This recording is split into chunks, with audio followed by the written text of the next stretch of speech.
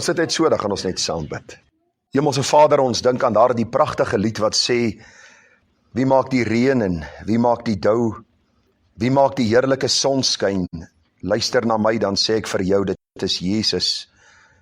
Dit is Jesus. Wie red 'n siel en wie maak hom vry? Wie skenk die ewige lewe? Luister na my, dan sê ek vir jou, dit is Jesus. Vader, baie dankie dat ons U kan aanbid, dat U U geliefde seun, ons dierbare Here Jesus gestuur het om U liefde aan ons te openbaar, en dankie dat Christus bereid was om hierdie weg van smarte te stap tot die bitter einde toe, en daar verbruiseld aan die kruis, die sondedraer te word en uitgeroep het, dit is volbring, die prys is betaal, en dat sondaars met vrymoedigheid na die genadetroon kan gaan om redding en verlossing van sonde te ontvang. Hemelvader, baie dankie vir die Heilige Gees wat U uitgestort het, die Gees van die waarheid wat ons lei in die volle waarheid. En hierdie waarheid hoef ons nie te soek by mense nie, ons hoef nie vreemde stemme of tale te praat om hierdie waarheid te hoor nie. Ons het die Bybel in Afrikaans, en as ons die Bybel lees, dan hoor ons God praat, en ons hoor wat God vir ons wil sê, en ons gee gehoor aan wat God vir ons sê, deur die instaatstellende krag van die Heilige Gees. Hemelvader, ek dank U vanmôre vir al die voorregte uit U Vaderhand. U alleen ken die uitdagings waarmee ons te doen het. Ons leef in 'n land wat besig is om in duie te stort. Ons regering is korrup, hulle is goddeloos, hulle is tarters van die heilige God wat hemel en aarde geskaap het, voorvader aanbidders, en tog sê U vir ons moet vir hulle bid, dat ons 'n stil en rustige lewe kan hê. En ons gebed vir hulle is dat U hulle sal red, dat U hulle geestelike oë sal open, dat hulle sal sien dat hulle aangestel is deur U om leiding te gee op 'n verantwoordbare wyse, en dat as hulle dit nie doen nie, hulle voor U die alleenwyse God sal rekenskap gee, en dan ook sal hoor, gaan weg, ek het jou nooit geken nie. Ons bid vanmôre vir ons skole. Here, ons hoor wat gaan aan in ons skole, en ons roep na die hemel, dat U genadig en barmhartig sal wees oor ons kinders. Here, ons sien die uitdagings waarmee ons groter mense te doen het by hulle werksplekke, op die paaie. Here, dis asof mense bandeloos geword het. Mense is roekeloos, mense stel nie meer belang om die een die ander hoër te ag as homself nie, en ons besef, dis omdat die waarheid van die woord van kansels verdwyn het, dat mense nie meer hoor wat God sê nie, en nie meer weet om te doen wat U van hulle vra nie. En daarom pleit ons ook vanmôre, Here, dat U predikers sal opwek, dat U manne sal roep om in U diens te staan, dat U ouers sal opwek om weer hulle kinders te leer aangaande die weg wat God in sy woord vir ons opgeteken het. Is die Bybel nie so duidelik daaroor, dat waarmee sal die jongeling sy pad suiwer hou, deur dit te hou na U woord. En daarom pleit ons by U, Here, dat U weer mense sal opwek wat gehoor sal gee aan U woord, en dat ons weer 'n draai in hierdie land sal sien, terug na U, sodat ons rus en vrede, nie net, Here, tydelike rus en vrede sal hê nie, maar ook vrede in ons gemoed. Here, ons pleit vanmôre dat U ook hierdie geleentheid sal seën. Dis nie net ons wat met die waarheid besig is nie, ons dankie vir elke ander kerk en prediker wat lief is vir U woord en waarheid. Sal U ons en hulle ryklik seën vanmôre, Here, met insig en verstand, met genade en krag, sodat ons kan hoor wat die Gees aan die gemeente wil sê, en dat ons hier sal uitgaan om 'n getuie vir U te wees. Ek het besef in hierdie week wat verby is, Here, dat U ons roep, nietige mense, sondige mense. U red ons, U stuur ons uit, en U sê, gaan maak disippels van die ganse mensdom. Ons vra, Here, vir getrouheid daarin, sodat ons U daarin kan eer. Ons dankie vanmôre vir U kinders. Ons dankie vir elkeen wat lief is vir U. Ons dankie vir hulle getrouheid, vir hulle volharding. Ons dankie vir elkeen, Here, wat in 'n leiersposisie staan. Here, of dit nou in die regering is, of dit nou by 'n skool is, of 'n werksplek is, wat U liefhet en U dien, sal U hulle gebruik, en sal U hulle getuie, Here, sterker maak, na mate die dag van Christus naderkom. Nou vra ons, Here, dat U ons rustig sal maak. Ons weet dit is bietjie warm, maar ons vra dat U nou 'n kalmte in ons gemoed sal bring, en dat U deur U woord ons harte sal verbly, sal vernuwe, sal versterk, tot eer van U heilige naam, en ons bid dit met danksegginge. Amen.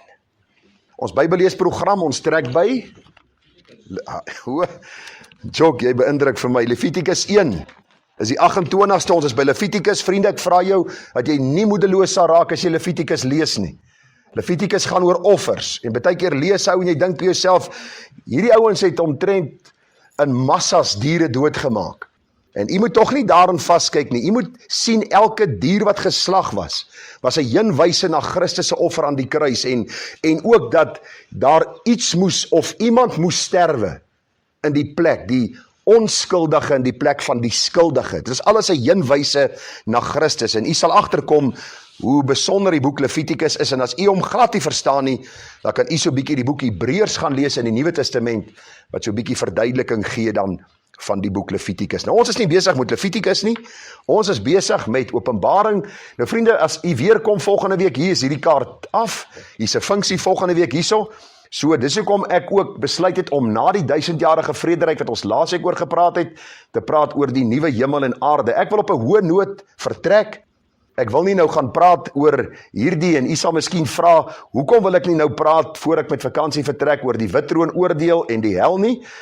Jy sal my prediking ken, jy wat nou al lank hier sit, ek praat gereeld daaroor, en ek dink nie jy is onbewus van die plek waar hulle sal wees wat die Here nie ken nie, God se oordeel.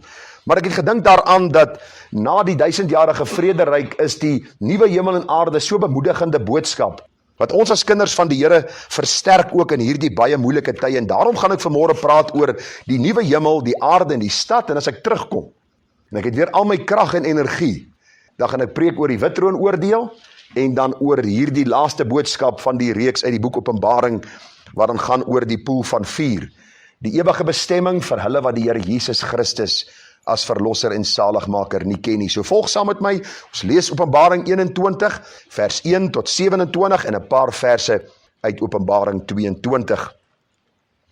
En ek het 'n nuwe hemel en 'n nuwe aarde gesien, want die eerste hemel en die eerste aarde het verbygegaan, en die see was daar nie meer nie. En ek, Johannes, het die heilige stad, die nuwe Jerusalem sien neerdal van God, uit die hemel toeberei soos 'n bruid, wat vir haar man versier is. En ek het 'n groot stem uit die hemel hoor sê, kyk, die tabernakel van God is by die mense, en hy sal by hulle woon, en hulle sal sy volk wees, en God self sal by hulle wees as hulle God. En God sal die trane van hulle oë afvee, en daar sal geen dood meer wees nie. Ook droefheid en geween en moeite sal daar nie meer wees nie, want die eerste dinge het verbygegaan. En hy wat op die troon sit het gesê, kyk, ek maak alles nuut. En hy het aan my gesê, skryf, want hierdie woorde is waaragtig en betroubaar. En hy het vir my gesê, dit is verby. Ek is die Alfa en die Omega, die begin en die einde. Aan die dorstige sal ek gee die fontein van die water van die lewe verniet. En ek wil vanmôre net hier 'n onderbreking maak. As jy vanmôre geestelik dors is, kom drink by die fontein van lewende water. Die groot dag van die fees, Johannes 7 het Jesus uitgeroep en hy het gesê, die wat dors het, kom en laat hulle drink. En hoe drink 'n mens van Christus? Wat bedoel die Bybel daarby? Dis om vir die Here te sê, Here, ek het op die einde van myself gekom. Ek is op 'n punt van bankrotskap. My lewe val uitmekaar. Here, hier is ek. Red my en leer my hoe om sinvol te lewe op die pad vorentoe. Vers 7. Hy wat oorwin sal alles beerwe, en ek sal vir hom 'n God wees, en hy sal vir my 'n seun wees. Maar wat die vreesagtiges aangaan, en die ongelowiges, en gruwelikes, en moordenaars, en hoereerders, en towenaars, en afgodedienaars, en al die leenaars, hulle deel is in die poel wat brand met vuur en swavel, dit is die tweede dood. En een van die 7 engele, wat die 7 skale gehad het, vol van die 7 laaste pla, het na my gekom en met my gespreek en gesê, kom hierheen, en ek sal jou die bruid toon, die vrou van die lam. En hy het my in die gees weggevoer op 'n groot en 'n hoë berg, en my die groot stad getoon, die heilige Jerusalem, wat uit die hemel van God neerdal. En dit het die heerlikheid van God gehad, en sy lig was soos 'n baie kosbare steen, soos die kristalhelder jaspissteen. En dit het 'n groot en hoë muur met 12 poorte gehad, en by die poorte 12 engele, en die name daarop geskrywe, naamlik die van die 12 stamme van die kinders van Israel. Aan die ooste kant was daar 3 poorte, aan die noorde kant 3 poorte, aan die suide kant 3 poorte, aan die weste kant 3 poorte. En die muur van die stad het 12 fondamente gehad, en daarop was die name van die 12 apostels van die lam. En hy wat met my gespreek het 'n goue meetroede gehad, om die stad en sy poorte en sy muur te meet. En die stad het vierkantig gelê, en sy lengte was net so groot as sy breedte. En hy het die stad met die meetroede gemeet op 1500 myl, sy lengte en breedte en hoogte was gelyk. En hy het sy muur gemeet op 144 L, volgens 'n mensemaat, wat die maat van 'n engel is. En nou lees ons van die boustof in vers 18 van hierdie stad. En die boustof van sy muur was jaspis, en die stad was suiwer goud, so suiwer glas. En die fondamente van die muur van die stad was versierd met allerhande edelgesteentes. Die eerste fondament was jaspis, die tweede safier, die derde kalsedoon, die vierde smarag, die vyfde sardonyx, die sesde sardius, die sewende chrysoliet, die agste beryl, die negende topaas, die 10de chrysopraas, die 11de hyasint, die 12de amatis. En die 12 poorte was 12 parels. Elkeen van die poort was uit 1 parel. En die straat van die stad was suiwer goud soos deurskynende glas. En 'n tempel het ek nie daarin gesien nie, want die Here God, die Almagtige, is sy tempel en die Lam. En die stad het die son of die maan nie nodig gehad om in hom te skyn nie, want die heerlikheid van God het hom verlig, en die Lam is sy lamp. En die nasies van die wat gered word, sal in die lig daarvan wandel, en die konings van die aarde bring hulle heerlikheid en eer daarin. En bedags, want nag sal daar nie meer wees nie, sal sy poorte nooit gesluit word nie. En hulle sal die heerlikheid en die eer van die nasies daarin bring. En daarin sal nie inkom iets wat verontreinig, en gruwelikheid en leuns doen nie, maar net die wat geskryf is in die boek van die lewe van die Lam. En hy het my getoon 'n suiwer rivier van die water van die lewe, helder soos kristal, wat uitstroom uit die troon van God en van die Lam. In die middel van sy straat en weerskante van die rivier was die boom van die lewe wat 12 maal vrugte dra, en elke maand sy vrugte gee, en die blare van die boom is tot genesing van die nasies. En daar sal geen enkele vervloeking meer wees nie. En die troon van God en van die Lam sal daarin wees, en sy diensknegte sal hom dien. En hulle sal sy aangesig sien, sy naam sal op hulle voorhoofde wees, en nag sal daar nie meer wees nie. En hulle het geen lamp of sonlig nodig nie, omdat die Here God hulle verlig, en hulle sal as konings regeer tot in alle ewigheid. En hy het vir my gesê, hierdie woorde is betroubaar en waaragtig, en die Here, die God van die heilige profete, het sy engel gestuur, om sy diensknegte te toon wat gou moet gebeur. Kyk, ek kom gou. Salig is hy wat die woorde van die profesie van hierdie boek bewaar. Baie besondere gedeelte in God se woord. Ons gaan net tot sover saam lees, vriende. Ons teks van oordeenking vanmôre vind u in Openbaring 21 vers 1 en 5. Ek het 'n nuwe hemel en 'n nuwe aarde gesien, want die eerste hemel en die eerste aarde het verbygegaan en die see was daar nie meer nie. En vers 5 sê, en hy wat op die troon sit het gesê, kyk, ek maak alles nuut.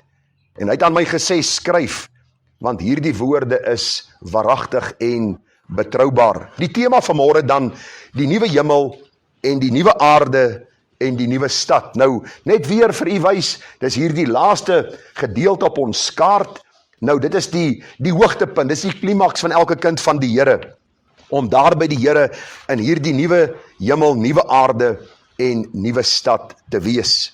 Nou vriende, net so kort oorsig. U weet, ek hanteer altyd 'n kort oorsig om vir u te sê wat ons hanteer het, waar ons trek, en dat u ook kan sien waartoe ons op pad is, en ook hoe hierdie boodskappe dan mooi in mekaar pas, en besonder vir die kinders van die Here, dat die millennium koninkryk sal uitloop, dan ook op hierdie heerlike nuwe hemel, nuwe aarde en nuwe stad. Nou, jy sal onthou, ons het verlede week bietjie gepraat oor die 1000-jarige vrederyk of die millennium koninkryk. En vir u gesê, vriende, dat die hoofstad van hierdie ryk sal waar wees? Ok, hier is al maar 1 of 2 wat geluister het. Ok, Jerusalem, mooi, sover een vir jou visie. Daar sê die grense van die ryk tot aan die eindes van die aarde. Met ander woorde, daar sal geen beperking wees nie. En hierdie 1000-jarige vrederyk, die regeringsvorm in die vrederyk, 'n Demokratiese ryk, met ander woorde, God sal regeer. Dit sal nie 'n demokrasie wees waar elkeen sy opinie lewer nie, maar God sal regeer. En vriende, ek het vir u gesê en ek wil net vanmôre weer vir jou sê, as jy dink jy kan jou lewe beter regeer as die Here, dan maak jy 'n fout. Buig by hom, gee jou lewe aan hom oor, jou lewe behoort in elk geval aan hom, en jy sal sien hoe kosbaar hy ook jou lewe rig en lei in sy waarheid. Watter wette sal geld tydens die 1000-jarige vrederyk? Dit sal God se wette wees. Sy woord, die waarheid van wat hy vir ons gegee het, sal geld in daardie tyd, en ons sal ook die kosbare seëninge beleef van wat God se woord en waarheid vir ons gee. Wie sal almal deel uitmaak van hierdie ryk? Vir u gesê, dit sal die kinders van God wees, en ook die oorblysels van die nasies. Onthou, na die slag van Armageddon, sal daar nog van die nasies oorbly. Hulle sal saam in die 1000-jarige vrederyk ingaan, terwyl God se kinders saam met hom sal regeer, as konings en priesters. En in daardie 1000 jaar sal daar kinders gebore word, en dan sal, ons gaan vanmôre 'n bietjie daarna kyk, die slag van Gog en Magog plaasvind, en dan vind ons hier die kosbare gebeure van die nuwe hemel en aarde. Ek het vir u ook gesê, algehele vrede sal heers, en wat sal saam met die lam lê? Ok, nie meer die leeu nie, nee, dis nou die wolf, nee. Almal sê die leeu en die lam, dis die wolf en die lam. En ons het hierdie, die leeu sal wat eet? Gras eet. En hoe wonderlik sal dit net nie wees in daardie tyd wanneer Christus regeer nie. Nou vriende, na hierdie 1000-jarige vrederyk sien ons in die woord van die Here dat die slag van Gog en Magog sal plaasvind. Openbaring 20 vers 7. En wanneer die 1000 jaar voleindig is, sal die Satan uit sy gevangenis ontbind word, en hy sal uitgaan om die nasies te verlei wat in die 4 hoeke van die aarde is, die Gog en die Magog, om hulle te versamel vir die oorlog, en hulle getal is soos die sand van die see. Nou jy moet onthou, die oorblysels van die nasies het kinders, en glo dit of nie, aan die einde van hierdie 1000-jarige vrederyk sal hulle in opstand kom teenoor die heilige God, en sal hulle ook sy gesag en sy heerskappy van hulle al wil wegwerp, en sal die Here dan hierdie laaste slag laat plaasvind, voor hy sy nuwe hemel en aarde sal kom vestig. Vers 9 sê, hulle het opgekom oor die breedte van die aarde, en die laar van die heiliges en die geliefde stad omsingel. En hoor nou, en vuur het van God uit die hemel neergedaal, en hulle verslind. En die duiwel wat hulle verlei het, is in die poel van vuur gewerp, waar die dier en die valse profeet is, en hulle sal dag en nag gepynig word tot in alle ewigheid. Nou ek wil my nie self vooruit loop nie, wanneer ek oor die poel van vuur gaan praat, gaan ek bietjie meer in detail daaroor praat, maar daar is vandag 'n neiging onder ons jonger mense, wat sê, luister, ek wil eendag hel toe gaan. Daar gaan 'n party wees, wat jy nie kan dink gaan wees nie. Al my vriende gaan daar wees, daar gaan 'n kroeg wees, ek weet nie of die duiwel die kroegman gaan wees nie, maar daar gaan 'n groot fees wees in hierdie poel van vuur. Luister, die Bybel sê die Here gaan selfs die duiwel in die poel van vuur, gaan God hom pynig. Hoekom? Omdat hy rebel teenoor God was, en omdat hy mense mislei het en mislei tot vandag toe. En daarom moet u nie 'n valse begrip en idee kry, omdat ons in 'n demokrasie leef, en elke godsdiens, ek wil amper sê, gelyke behandeling kry, en almal sê, weet jy wat, jy kan aanbid wie jy wil, en wanneer jy wil, en wat jy wil, alles en almal is tog gelyk. Ek wil vir u sê, na die slag van Gog en Magog, sal die Here die Satan in die poel van vuur werp, saam met die dier, die valse profeet, die antichrist, en ook al die ongereddes, wat in rebellie teenoor Christus opgestaan het. Ek het onlangs vir 'n man gesê, jy gaan nie hel toe eendag oor jou sonde nie, want dan gaan almal hel toe. Jy gaan oor die verwerping van Christus. Want as jy 'n kind van God word, leef jy nou soos 'n kind van God. Alhoewel jy daagliks nog jou sondigheid sien, en stoei daarmee en vra, Here, help my, dat ek meer sal leef, soos U wil hê ek moet lewe. 2 Petrus 3 vers 10 sluit aan by wat Johannes hier in Openbaring 20 sê. Hy sê, maar die dag van die Here sal kom soos 'n dief in die nag, waarin die hemele met gedruis sal verbygaan, en die elemente sal brand en vergaan, en die aarde en die werke wat daarop is sal verbrand. Wat het die Here vir Noag gesê in Genesis 7 en 8? Hy sal nooit weer die aarde met water verdelg of dan oorspoel nie.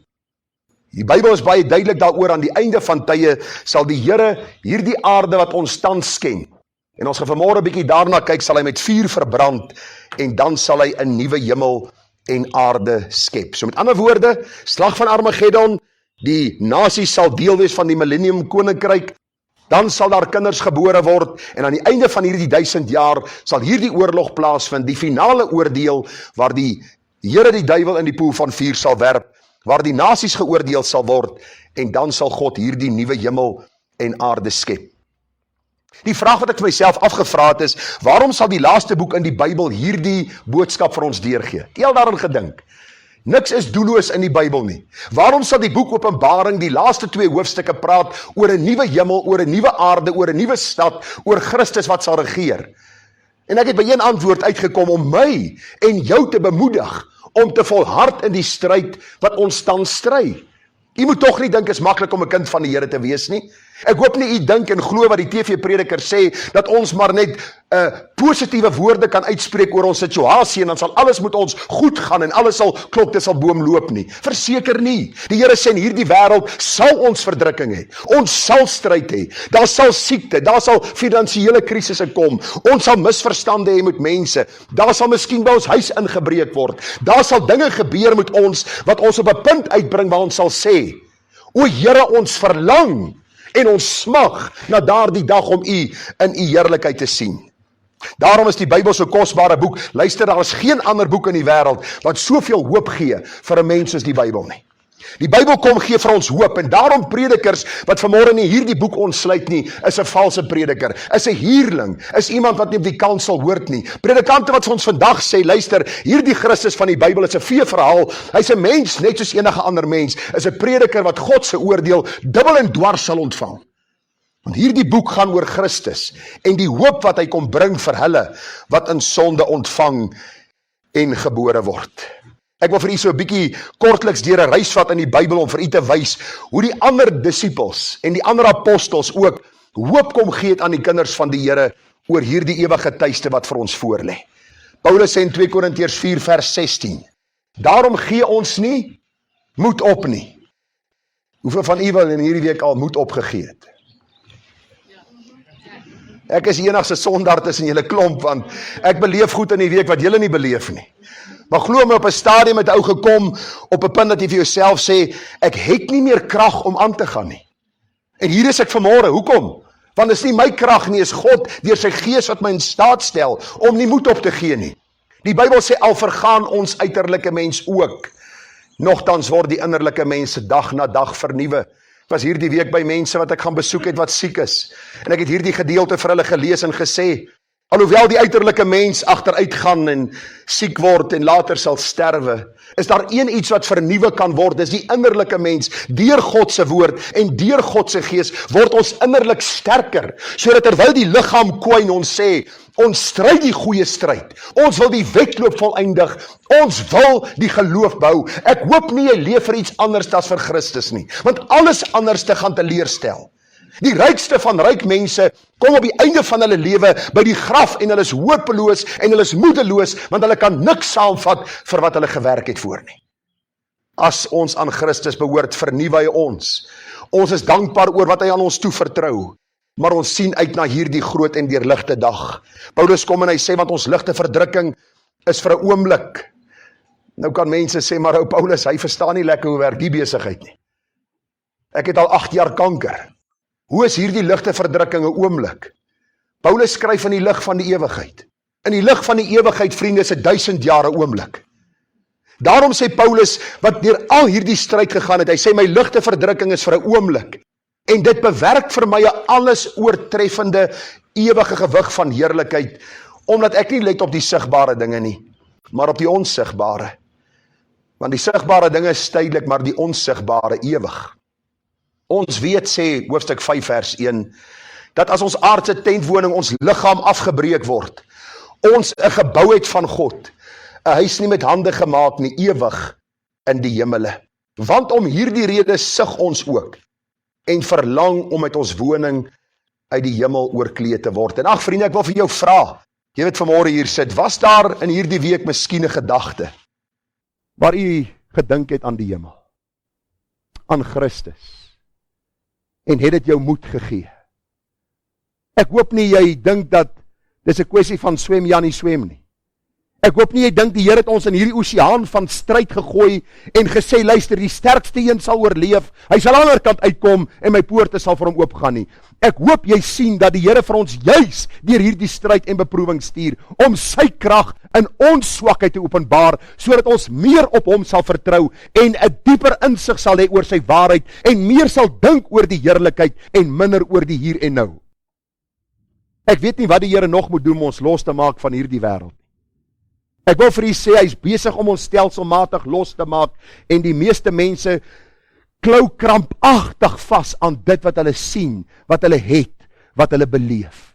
Ek wil jou vra, rig jou oë op na bo en vra, Here, help my om so te leef elke dag, met hierdie wete dat hierdie ligte verdrukking net vir 'n oomblik is, maar dat daar 'n heerlikheid voor lê. Nog een gedagte, dan kom ons by vanmôre se boodskap uit.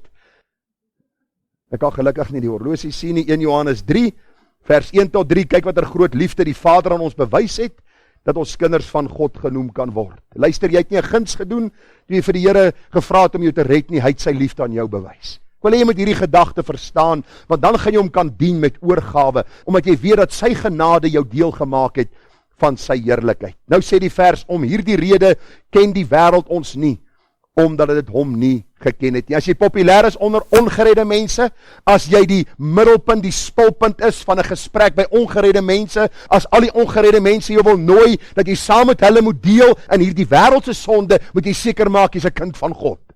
Die Bybel sê vir ons, die wêreld ken ons nie. Die wêreld soek ons nie. Want ons is 'n doring in hulle vlees. Nie omdat ons beter as hulle is nie, maar omdat ons anderste is. Omdat Christus ons anders te kom maak het. Daarom sê die Bybel vers 2, geliefdes, nou is ons kinders van God en dit is nog nie geopenbaar wat ons sal wees nie, maar ons weet, aan hom gelyk sal wees omdat ons hom sal sien soos hy is. Hierdie gelyk wees beteken nie ons gaan Christus word nie, beteken ons sal 'n verheerlikte liggaam hê, ons sal kennis hê wat in 'n oomblik verstaan, dit wat ons nou nie verstaan nie. Ons sal hierdie liggaam hê wat nooit weer kan sondig, siek kan word en al die stryd nie. En daarom sê die Bybel, elkeen wat hierdie hoop op hom het, reinig homself soos hy rein is. As jy sê is op pad hemel toe, vriende, dan vra ek jou, rig jou lewe in, volgens dit wat die Here in sy woord sê, o 'n kind van die Here en 'n burger van die hemel met lyk. Kom ons val gou weg om te kyk hoe gaan hierdie heerlikheid dan lyk. Die Here gaan 'n nuwe hemel en 'n nuwe aarde daarstel. Ons het dit gelees in Openbaring 21 vers 1 en ek het 'n nuwe hemel en 'n nuwe aarde gesien, want die eerste hemel en die eerste aarde het verbygegaan. Die see was daar nie meer nie. Dis hoekom ek gereeld see toe gaan. Want sover ek die Bybel verstaan, gaan daar nie 'n see wees nie. Nou, van die kommentaarskrywer sê hierdie see beteken nie dat daar geen branders en 'n see gaan wees, dit beteken nie dat die skeiding weggeneem gaan word. Nou, ek gaan nie met hulle arm druk nie, al wat ek net sê, ek gaan see toe. Want ek weet nie of die see daar gaan wees eendag nie. Maar Christus is baie meer as enigiets wat op hierdie aarde is, en daarom sê die Bybel vir ons dat die Ou Testament al reeds voorspel het, dat die Here op sy bepaalde tyd aan die eindes van die eeue 'n nuwe hemel en aarde daar sal stel. Jesaja 65:17 doen verdere studie oor hierdie profeseë. Jesaja sê, want kyk, ek skep nuwe hemele en 'n nuwe aarde en aan die vorige dinge sal nie gedink word en hulle sal in die hart nie opkom nie. Ek hoor dikwels by mense, dan sterf hulle geliefdes, dan sê hulle, my pa kyk seker op my neer vanmôre, of my ma kyk op my neer en hulle sien hoe suksesvol ek is, hoe gelukkig ek is, hoeveel stryd ek het, hoeveel pyn ek het. Vriende, dis nie so nie. Baie keer sê mense, o, my pa, my ma dink seker aan my in die hemel, of my oom of my tannie of wie ook al. Nee, in die hemel is jy in 'n oomblik vrygemaak van dit wat vir jou nou bekend is. Die hartseer, die pyn, die stryd, die verlies, die blydskap, die vreugde, is alles wat ons beleef het, want in die hemel gaan dit oor Christus, sy heerlikheid. En hoe presies dit gaan wees, weet ek nie. Maar een ding kan ek vir jou sê, as jou pa die Here gedien het, dan is hy nou voor die troon, en hy sing lofgesange tot eer van hierdie God, wat hom gered het, wat hom nuut gemaak het, wat hom gekoop het. Dis waarna ek uitsien, 'n nuwe stad, 'n nuwe Jerusalem, 'n nuwe aarde, waarop geregtigheid sal woon. Jesaja 66:22, want soos die nuwe hemel en die nuwe aarde, wat ek maak voor my aangesig sal bestaan, spreek die Here, so sal julle nageslag en julle naam bestendig wees. Petrus sê, 2 Petrus 3 vers 17 en 13, die teenswoordige hemele en die aarde is deur dieselfde woord as 'n skat weggelê en word vir die vuur bewaar, teen die dag van die oordeel en die verderf van die goddelose mense. Die dag van die Here sal kom soos 'n dief in die nag, waarin die hemele met gedruis sal verbygaan en die elemente sal brand en vergaan en die aarde en die werke wat daarop is sal verbrand. Maar ons verwag volgens sy belofte nuwe hemele en 'n nuwe aarde waarin geregtigheid woon. Ek hoop dit maak jou hart opgewonde. Ek hoop jy sien uit na hierdie heerlikheid wat die Here vir ons gaan voorberei het. Is nie 'n kerk wat dit vir jou voorberei nie, is nie 'n predikant wat vir jou toegang kan berei tot daardie plek nie. Ons kan vir jou die waarheid van God se woord gee, dat Jesus die deur is, wat jou ook in sy heerlikheid sal inneem. Hierdie plek, vriende, is besonder, want die Here gaan ook 'n nuwe hemel daar skep. Die vraag is, waarom 'n nuwe hemel? Die Bybel sê vir ons, Openbaring 21:1, 'n nuwe hemel gesien, want die eerste hemel het verbygegaan. Nou ons onderskei tussen die 3 hemele, die atmosferiese hemel, dit bestaan uit die lugruim, die atmosfeer rondom die aarde, dit staan ook bekend as die woonplek van Satan, gaan lees Efesiërs 2 vers 2, die Bybel sê vir ons, waarin julle tevore gewandel het volgens die loop van hierdie wêreld, volgens die owerste van die mag in die lig, van die gees wat nou in die kinders van ongehoorsaamheid werk. En ek pleit net by u, moenie al die predikers glo wat vir u sê, dat hulle geestelike oorlogvoering het teen die duiwel, en teen sy bose magte, en hulle, asseblief, nou dag sê ou, hy moet sy kinders wegsteek, want die demone loop op sy dak rond, en hulle bel hom op sy selfoon, dink myself, hierdie ou het te veel vleis in die aande, of hy diep sooi brand, of hy doen iets anders hy moet eerder nie praat nie. Die vyand sê vir ons, of die Here sê vir ons het nie insig, wat in hierdie lugruim aangaan nie. Het u gedink as ons die duiwel moet sien? Ek en nie sal ons vrek skrik, jammer vir die plat Afrikaans. Die vyand is nie ons maat nie, daarom sê die Bybel, onderwerp julle aan God, weerstaan die duiwel en hy sal van julle wegvlug. God is die een, wat ook in beheer is van hierdie vyand, die duiwel. U kan Efesiërs 6:12 gaan lees, ons worstelstryd is nie teen vlees en bloed nie, maar teen die owerhede, teen die magte, teen die wêreldheersers van die duisternis van hierdie eeu, teen die bose geeste in die lig. Ons kry ook die sterrehemel, dit is die plek waar die planete en sterre is, die Bybel noem dit die uitspansel, Genesis 1 vers 14, en dan kry ons die 3de hemel, dit is die hoogste hemel en ook die woonplek van God, ons praat van die ontoeganklike lig, 1 Timoteus 6 vers 16. Nou as ons die Bybel bestudeer, vriende, dan sien ons, dat alles deur die sondeval getref is, behalwe die heerlikheid van die Here. As ons die hemelruim, na die hemelruim kyk en ons sien ook die aarde, dan sien ons dat dit deur die sondeval getref is. Waarom 'n nuwe aarde? Die Bybel sê vir ons daar in Genesis 3:17, die Here het gesê, die Here self het sy skepping vervloek. Hy het gesê, vervloek is die aarde om jou ontwil, met moeite sal jy daarvan eet al die dae van jou lewe, ook sal dit vir jou dorings en distels voortbring, en jy sal die plante van die veld eet. In die sweet van jou aangesig sal jy jou brood eet, totdat jy terugkeer na die aarde, want daaruit is jy geneem, want stof is jy, en tot stof sal jy terugkeer. Mense sou nooit gesterf het, as hulle nie gesondig het nie. Na die sondeval sien ons, dat die Here die aarde vervloek, dorings en distels en al hierdie dinge. En jy kom agter, seker hier in Suid-Afrika, en in Benoni, Boksburg, Kempton Park omgewing, is die dorings en distels so hoog. Ek weet nie of die mense dink is 'n rangskikking, of dit lyk mooier as blomme of plante nie, maar hoe dit ook al mag sê, dis deel van die sondeval. Daarom gaan die Here 'n nuwe aarde skep. Lees Romeine 8. Ek gaan nie vir u alles lees nie, maar as u bietjie tyd by die huis het, kan u dit lees. Die Bybel sê vir ons, die skepping is aan die nietigheid onderworpe, nie gewillig nie, maar ter wille van hom, dis God wat dit onderwerp het, in die hoop dat ook die skepping self vrygemaak sal word van die slawerny van die verganklikheid tot die vryheid van die heerlikheid van die kinders van God. Want ons weet dat die hele skepping tesame sug en tesame in barensnood is tot nou toe. Nou, mans weet nie wat 'n barensnood is nie, vrouens weet wat dit is. Dis op daardie punt wanneer daardie kind gaan kom. Die Bybel sê die skepping is soos daardie vrou wat vers swanger is en wat roep en vra, ag Here, bring verlossing, bring herstel. En ek hoop u het dieselfde gebed. Here, kom haastig en kom vestig u koninkryk. Daarom sal die Here hierdie aarde vernietig waarop sonde, dood en ongeregtighede is. Ek hoor dikwels hoe mense wegtrek van hierdie plek na daardie plek, want hulle sê, hier's te veel seer hierso. Pa's dood, ma's dood, 'n kind is dood, ek wil 'n nuwe begin maak, en dan kom hulle by hierdie plek aan. En dan gebeur dieselfde.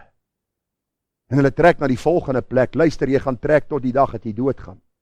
Jy sal nie vrede en volkome harmonie op aarde vind nie. Dit word vir ons weggelê in hierdie belofte van die heerlikheid wat die Here sal bring.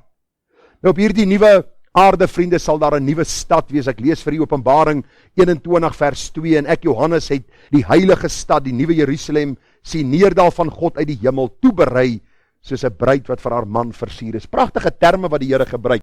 Nou u wat getroud is sal onthou die dag toe u daar voor by die kerk opstaan, toe hulle die orgel begin speel, die meeste se vrouens was laat, nê? Nee? Hier by kwart oor het jy gewonder het sy nie koue voete gekry nie. Nê? Nee? Wil 'n ondersoekspan uitstuur of 'n soek geselskap om te kyk waar is sy. Efel sê vir my die dag toe ons twee trou, het sy vir die ou wat die kar gery het gesê, luister, jy's nie 'n minuut laat nie. Ek weet nie hoekom nie, maar die gedagte is net, daardie dag toe sy afstap, en sy kom by daardie gang af, wat was sy op haar mooiste of lelikste? Die hare was gedoen, daar was nie pantoffels aan die voete nie, was nie 'n sweetpakbroek wat sy aangehad het nie, dit was nie 'n t-shirt nie, sy het op haar beste gelyk, en die Here sê, hierdie nuwe stad sal wees soos 'n bruid, wat reg is vir haar bruidegom. Luister, die Here gaan nie vir ons 'n afskeepplek gee nie, ons gaan nie 'n vervalde land, of 'n plek wat in chaos gehul is, ontvang van hierdie God nie. Hy het vir sy kinders 'n plek toeberei. Die Bybel sê soos 'n bruid wat vir haar man versier is, die mooiste wat jy en ek nog ooit gesien het. Ek weet daar is plekke by die see wat baie mooi is. Hier in Gauteng soek ek hulle nog, die mooie plekke, maar daar by die see sê ouens, joh hier, en ek onthou mense onlangs wat by 'n plek was en gesê het, luister, die Here het hier stil gestaan en hier die plek so mooi gemaak, die hemel gaan 'n plek wees wat jou asem sal wegslaan. Hoekom? Want God sal die boumeester en oprigter van die stad wees. Die Bybel sê, en hy het my in die gees weggevoer op 'n groot en hoë berg vers 10, en my die groot stad getoon, die heilige Jerusalem, wat uit die hemel van God neerdal, en dit het die heerlikheid van God gehad, en sy lig was soos 'n baie kosbare steen, soos die kristalhelder jaspissteen. Bybel sê vir ons in Johannes 14 vers 1, onthou die disippels, die Here is besig om afskeid te neem van hulle, hy weet dat hulle sal vlug en op 'n stadium sal dink daaraan om die pad buister te raak, en hy gee vir hulle hierdie bemoedigende woorde in Johannes 14 vers 1, laat julle hart nie ontsteld word nie, glo in God, glo ook in my. In die huis van my Vader is daar baie wonings, as dit nie so was nie, sou ek het vir julle gesê het, ek gaan om vir julle plek te berei. En as ek gegaan en vir julle plek berei het, kom ek weer en sal julle na my toe neem, sodat julle ook kan wees waar ek is. Kind van die Here, ek wil jou vanmôre bemoedig. Daar is 'n heerlikheid wat voor lê, 'n plek wat die Here vir ons berei het, wat ons nie met die tong vir u kan beskryf nie, wat ons nie in die hart kan bedink nie. Ek vra jou, is jou pad na hierdie plek, hierdie heerlikheid, waar Christus self sal regeer. Hoor gou, hoe lyk hierdie plek? Die Bybel sê Openbaring 21:16, en die stad het vierkantig gelê, en sy lengte was net so groot as sy breedte, en hy het die stad met die meetroede gemeet op 1500 myl, sy lengte en breedte en hoogte, en hy het sy muur gemeet op 144 el volgens die mense maat, wat die maat van 'n engel is. Nou hierdie is 1500 myl, maal 1500 myl, maal 1500 myl. So in ons Afrikaanse taal wat ons verstaan, is 2400 km, maal 2400 km, en dan maal 2400 km. Dit gee jou 13.824 miljoen vierkante kilometer. Nee, dis amper so groot soos die Kaap. Nou ek wil vir u sê, ek is nou nie altyd seker van my somme nie. En daar slim ouens in hierdie kerk wat nou dag vir my gesê het, luister, daai som is eintlik 72.000, nie 70 nie, en ek vra verskoning. Maar jy moet meer genade hê, want ek wil vir u sê, as jy dink aan wat 70.000 engele kan doen, moet jy weet wat kan 72.000 doen. Maar die beginsel wat ek vir u wil gee, dis 'n stad wat ons nie kan indink, die grootte van die stad, die heerlikheid van die stad nie. Dis 'n massiewe groot plek wat die Here gaan voorberei. Mense sê, man, luister, as ons hierdie berekeninge moet doen, omdat hulle nie die Bybel wil sien in die lig van wat God sê nie. Ek wonder of daar plek vir hierdie mense gaan wees. En ek dink nie daar gaan baie mense in die hemel wees nie. Luister, almal gaan daar wees vir wie Christus gesterf het. Elke liewe een vir wie Jesus sy bloed gestort het, sal daar wees. Mense sê die Here het vir die hele wêreld gesterwe. Almal gaan in die hemel wees. Daai persoon is 'n leienaar. Hy's 'n bedrieger, hy bedrieg sy mense. Die Bybel sê vir ons, elkeen wat in Christus glo, sal nie verlore gaan nie. Christus het sy bloed nie verniet gestort nie. Elkeen wat Christus wil red, sal hy red. En glo my, as jy nie vanmôre gered is nie, is omdat jy jou nek verhard. Omdat jou nek styf hou en jou hart verhard teenoor die Here, dis hoekom jy vanmôre die Here nie ken nie. Daarom pleit ek by jou, dat jy na hierdie plek sal uitsien wat die Here voorberei. Die boustof, die Bybel sê was suiwer goud soos suiwer glas. En 12 poorte was 12 parels. Ek glo nie die vrouens wil sulke parels hê nie, want so parels hy nie kan dra nie. Want as 'n poort uit een parel bestaan, moet u die omvang van hierdie gedagte raak sien. Dis 'n heerlikheid wat die Here self gaan voorberei het. Elkeen van die poorte was uit een parel en die straat van die stad was suiwer goud soos deurskynende glas. En 'n tempel het ek nie daarin gesien nie, vers 22, want die Here God die Almagtige is sy tempel en die stad het die son of die maan nie nodig nie, want die heerlikheid van God het hom verlig en die lam is sy lam. Is nie wonderlik nie, vriende, wat 'n kosbare en heerlike voorreg. Hoor dat sê halleluja die 340. O, ek weet van die Godstad, so heerlik, van die stad vir ons ewig behoud. Ja, ek weet van sy mure van jaspis en sy strate van suiwerste goud, waar die lewensboom groei in sy middel, of in die midde, en waar bronne van heilswater wel, maar die helfte van sy skoonheid en luister is nog nooit aan die sterfling vertel. Die koorgedeelte sê die helfte is nimmer vertel, die helfte is nimmer vertel, die helfte is nimmer vertel van sy skoonheid en luister is nog nooit aan die sterfling vertel. Vers 2 ook, weet van die heerlikste woning vir ons daardeur die heiland berei, waar die vromes wat hierom vertrou het, van hul arbeid en stryd rus verkry.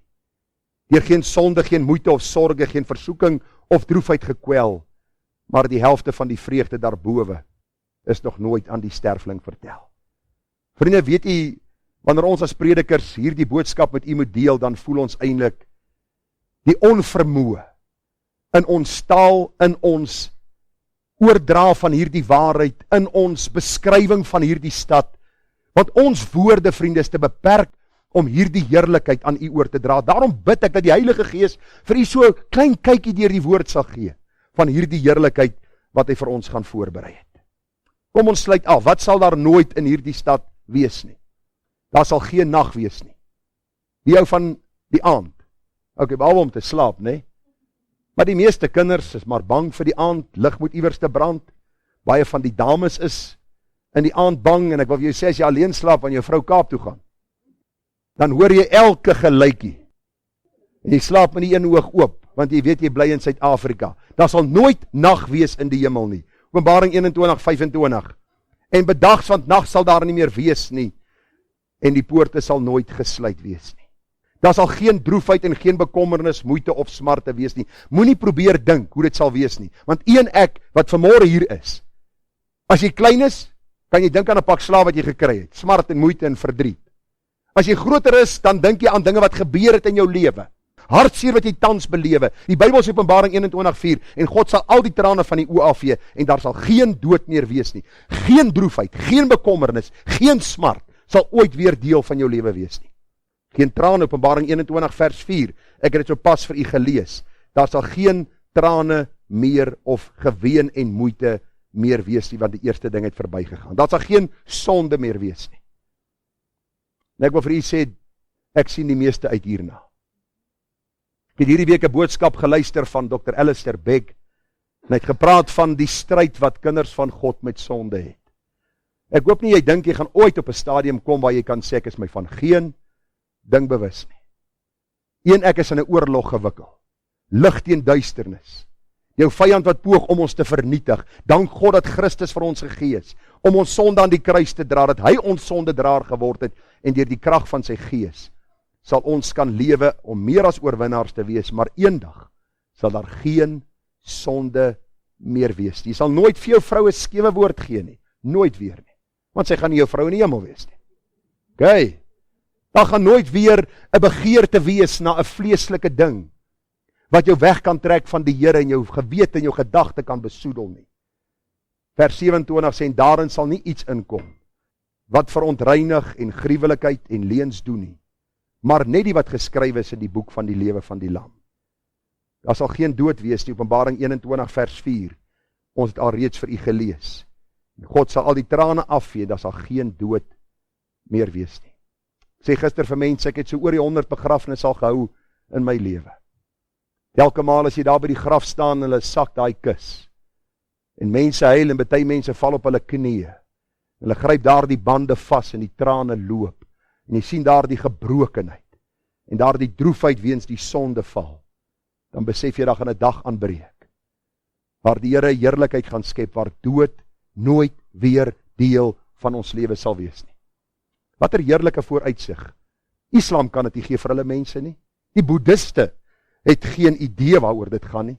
'n Klomp van hulle gaan in 'n reïnkarnasie en kom terug as 'n kat of 'n hond of 'n perd of wat ook al jy wil wees seker.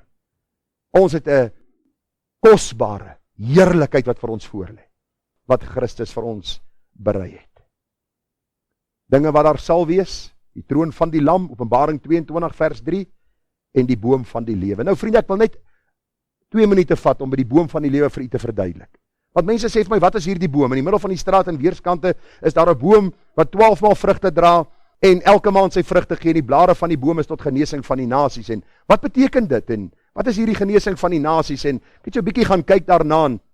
Ek wil vir u sê in Genesis 2 vers 9 lees ons van hierdie boom. U kan bietjie self studie gaan doen daarvan en Genesis 3 vers 22. Na die sondeval praat die Here weer van hierdie boom van die lewe. En nou as ek bietjie gaan kyk na die kommentaarskrywers, dan lees ek vir u net wat een van hulle gesê het, wat dit vir my nogal goed saamgevat het. Hy sê, the tree of life was a familiar Jewish concept that expressed blessings. U kan gaan lees Spreuke 3:18, Spreuke 11:30, Spreuke 13:12 en Spreuke 15 vers 4. Hy sê the celestial tree symbolized the blessings of eternal life. Dis maar eintlik wat die Here vir ons wil beskryf, is dat dit wat ons miskien op aarde nie verstaan en nie kan geniet en ek wil amper sê nie kan waardeer nie, is wat God vir ons gaan gee in die heerlikheid. En dan sê hy ook the leaves of the tree for healing can be better translated as life-giving, health-giving and therapeutic, to indicate that life in heaven will be fully energized, rich and exciting. So die hele gedagte maar net van hierdie boom van die lewe en die blare wat tot genesing van die nasies is dat daar 'n heerlikheid wat vir ons wag, of voorlê wat vir ons wag, wat ons nie met ons gedagte kan beskryf nie. Al die kinders van God sal daar wees, Openbaring 21:24. Vriende, ek wil vir u vra, as u nie nou oor die weg kom met ander kinders van die Here nie, maak 'n plan. Want u gaan vir altyd saam met hulle wees. Ons kan verskil oor klein dingetjies, maar sorg dat ons as kinders van die Here altyd moeite sal doen, en soos die Bybel sê, so ver dit van ons afhang, dat ons vrede sal hou met alle mense. As dit kom by dwaalleringe, valse leringe, en dit bring skeiding, dan is dit skeiding ten goeie. Maar belangrik dat ons, die Here sal vra dat ons met ander kinders van die Here 'n pad sal stap. Openbaring 5 vers 9, toe sing hulle 'n nuwe lied en sê, jy is waardig om die boek te neem en sy seels oop te maak. Want u is geslag en het ons vir God met u bloed gekoop, uit elke stam en taal en volk en nasie, en het ons konings en priesters vir ons 'n God gemaak, en ons sal as konings op aarde heers. Die kers op die koek van hierdie boodskap is die wonderlikste van en in hierdie stad. En dit sal wees die koning en die argitek van die stad. Sy naam is Jesus, die leeu van Juda, die verlosser en Heer. Nou vriende, ek weet nie van u nie. As ek 'n besige dag gehad het en bietjie huisbesoek gedoen het, hospitaalbesoek, bietjie berading gedoen het, dan sien ek uit om na my huis te kom. Ek sien uit om huis toe te gaan, en as ek daai deur oopsluit, dan soek ek een. Nie my kinders nie. Ja, hulle is ook daar. Maar ek soek die een wat die huis maak, my vrou.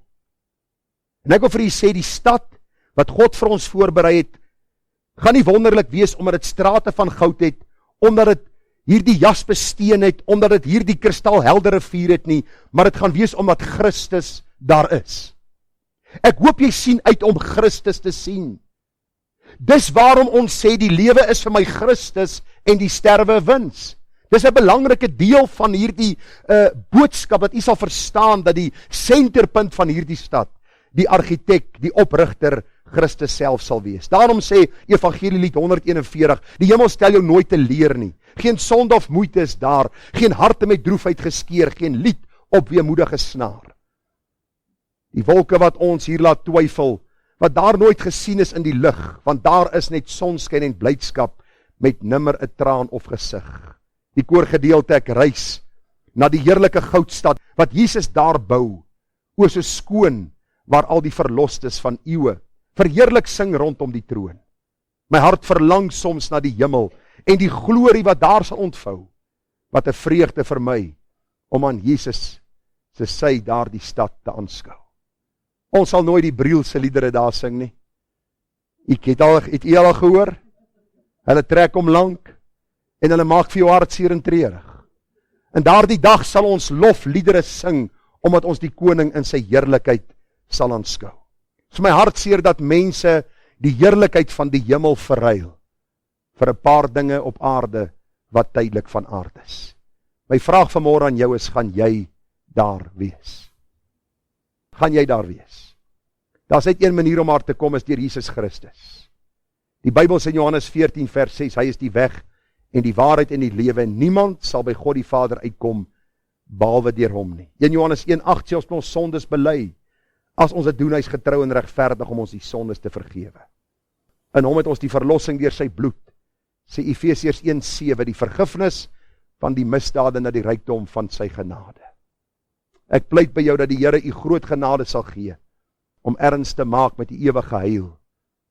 Vir u as kind van God wil ek vanmôre jou bemoedig en sê, mag die Here deur sy gees so verlange na die hemelse heerlikheid in die hart werk, dat dit u en my daaglikse lewe, optrede en gedrag sal vernuwe tot eer van sy naam.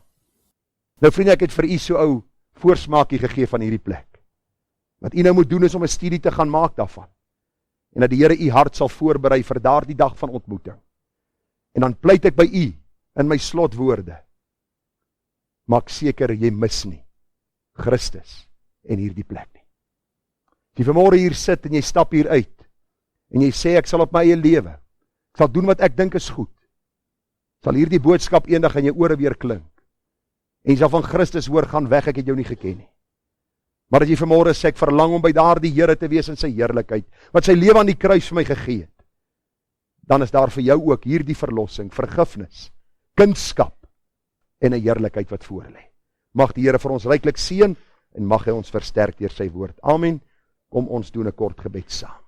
Hemel Vader, ons bid dat ons met wysheid en met insig sal leef, sal dink en sal voorberei vir die ewigheid. Want wanneer die ewigheid kom, weet ons nie. Maar die Bybel sê vir ons, maak jou klaar om God te ontmoet. Daarom bid ek, Here, vir elkeen wat hierdie boodskap gehoor het, dat ons nie net sal uitsien na die hemel en die heerlikheid daarvan nie, maar bo alles om Christus te sien. Die een wat sy lewe aan die kruis vir my gegee het, sodat ek van my sonde gered kan word.